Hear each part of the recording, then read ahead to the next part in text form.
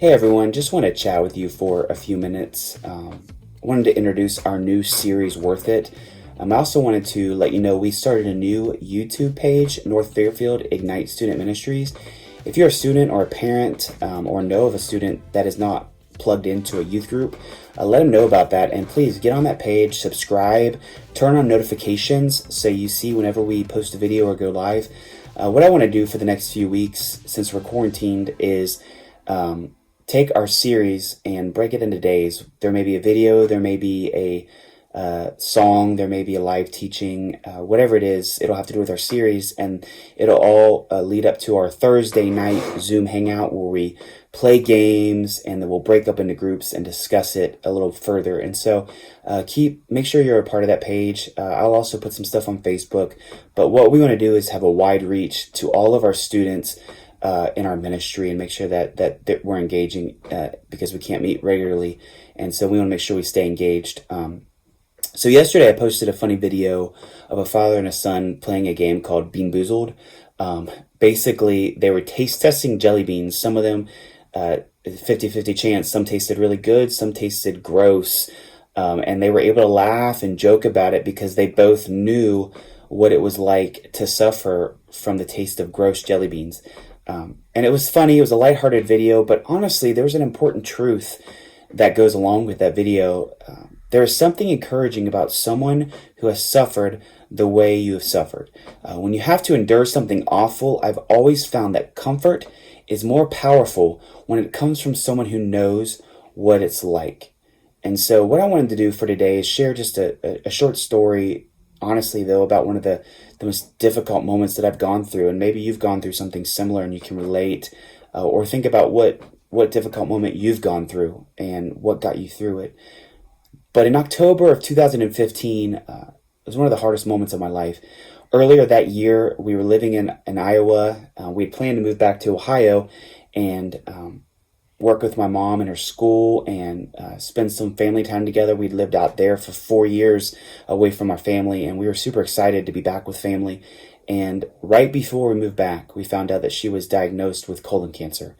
And when we moved back over the next few months, what I thought would be fun time getting together with family and planning activities together for her school and working together was actually spent taking her to doctor visits for chemotherapy and hospital stays where she was there for several days, if not weeks.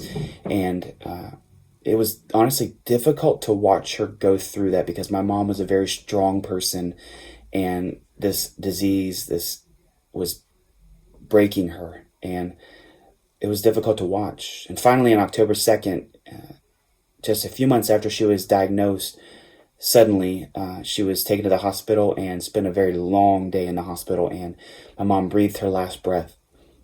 Honestly, one of the most, if not the most difficult moment in my life. My mom was always my rock, my biggest supporter, my spiritual guide. And one of the biggest things that got me through this tragedy was my family. And not just because they're my family, not just because they loved me, but because they were suffering with me. They knew what it felt like to suffer this same tragedy.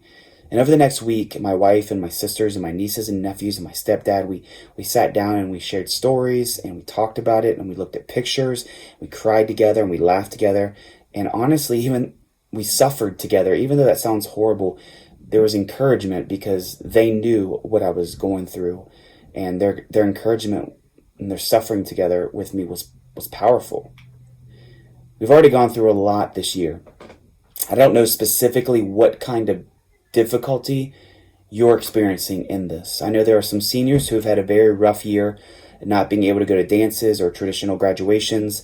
Some of you have already had a hard time missing out on extracurricular activities, dramas, sporting events. Some things that you've looked forward to doing for months, if not years, have been canceled. Maybe you're just having family issues. Maybe being stuck together or being stuck in a house has really, really just gotten you down. And maybe there's other issues you're having with family, illnesses, things that have nothing to do with the virus, but it hit at the same time, and it's just all too much. And you're asking questions like, why would God let this happen? Is this worth it? One of the things I've learned is when we're experiencing something difficult, Sometimes the thing we need the most is comfort from someone who understands what we're going through. That's what it was for me. So I want to ask you to tune in with me tomorrow as I teach this from the Bible. As we look at the Jesus who suffers with us. We'll talk about some of the questions we have, like I mentioned earlier. Why would God let this happen? Should I just give up? Is it all worth it? And this may come as a surprise to you, but even Jesus understands what it's like to ask questions like these. So make sure you join me tomorrow morning, join me tomorrow night as we do this Zoom live hangout and break it down even further. Jump on that YouTube page, subscribe, turn on notifications, keep watching on Facebook. If you have any questions in the meantime, please call me, text me, send me a message, email me, whatever it may be. I love to stay connected with you in this time. We're in this together. You've heard that said, I'm sure, but let me just share. It is worth it. Following Jesus is worth it. And we're going to break that down and look at Jesus suffering with us and how that can be an encouragement. So I will see you guys tomorrow. If you have any questions or anything in the meantime, please let me know.